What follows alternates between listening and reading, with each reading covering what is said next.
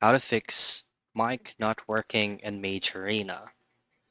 Now in this video, I'm going to be providing you the most basic troubleshooting steps for you to be able to fix your microphone is not working, or maybe your speakers are not coming out your headset on the Mage Arena game.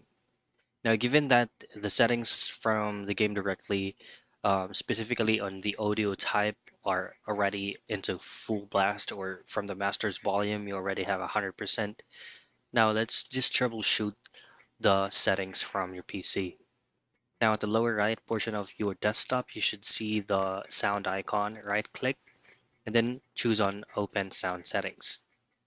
Now from here, under Output, make sure that you're currently selected the equipment that you attach into your PC or laptop so that you will be given out an output sound from the game that you're playing. Next is to go back at the sound option and then choose on sounds this time.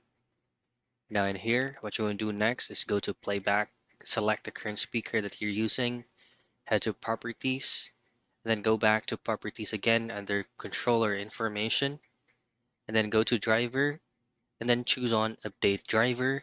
This is just a troubleshooting step if necessary. Update the sound driver that you used, and then relaunch the game that you're playing.